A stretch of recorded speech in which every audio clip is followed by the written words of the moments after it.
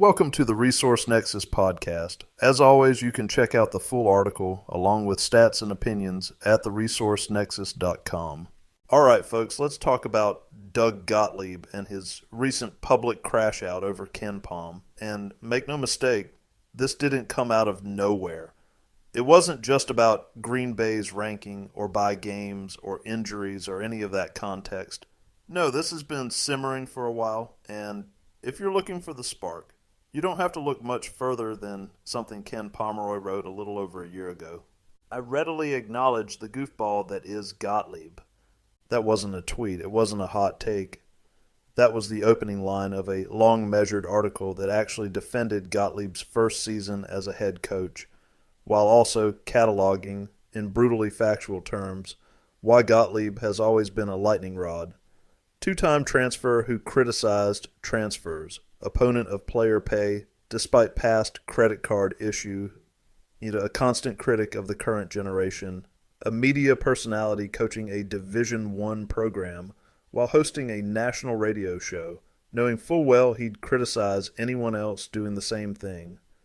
Pomeroy didn't bury him. If anything, he bent over backwards to explain why Gottlieb deserved patience, given the late hire, the roster constraints, and the expectations. But that opening salvo, it mattered.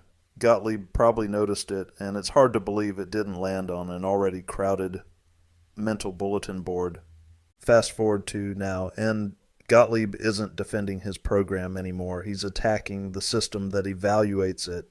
And that, my friends, is a mistake. You can dislike analytics. That's fine.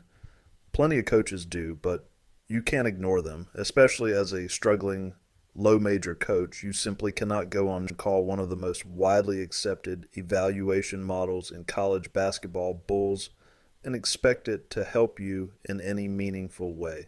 Because whether Gottlieb likes it or not, analytics aren't optional.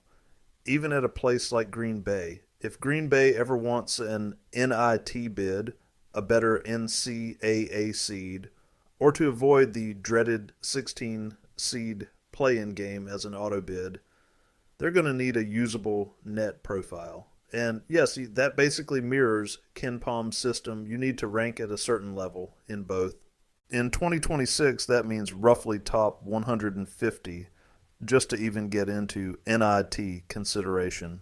2 years ago, it was top 85 before the crown messed with things, so the stakes are real. There's no moral exemption for context, no appeal process for vibes. This is the game. Playing it is part of the job. The job isn't to tinker endlessly with rotations or sacrifice possessions for development, especially with players who might not even be around next year.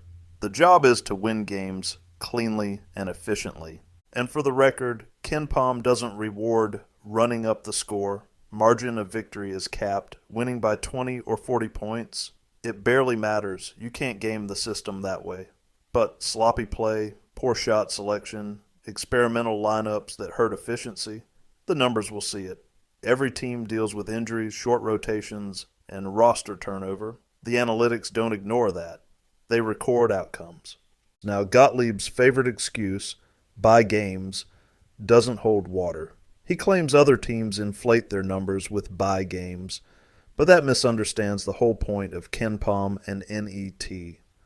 They were built to normalize disparate schedules. If bye games were a cheat code, everyone would exploit them, but teams still get buried every year because they lose badly, they lose often, or they lose to bad teams. Green Bay hits all three of those boxes.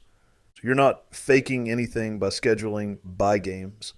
Even if you win, there's a ceiling. The model adjusts for opponent strength, location, and margin. That's design, not flaw. Gottlieb even calls Miami, Ohio a KenPom faker when they're actually 23rd in the AP Top 25 this week. And KenPom has them at 89th. Their net is even lower. So even that point doesn't make sense. And yes, context exists. Green Bay had injuries, rotations changed, teams evolve over the season, but so does basically every team. Analytics don't ignore that. They absorb it through outcomes. Results are the context. You don't get partial credit just because your team looked different that night or felt closer internally than the scoreboard suggested. That's not cruelty. That's math. And here's the kicker. Ken Pomeroy himself once went out of his way to defend Gottlieb, saying a bad first season, especially under unique circumstances, shouldn't doom a coach's future.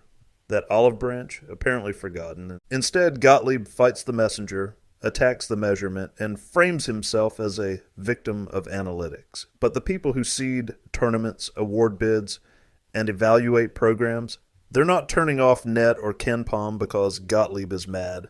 So the bottom line, you can hate KenPom, you can critique Net inputs, you can argue nuance behind closed doors, but publicly calling the system bulls, like while simultaneously needing it to succeed, that's not principled. That's not strategic. That's not smart. It's just a coach telling the world, unintentionally but unmistakably, that he doesn't understand the math that governs modern college basketball. And in 2026, that's not an edge. It's a liability.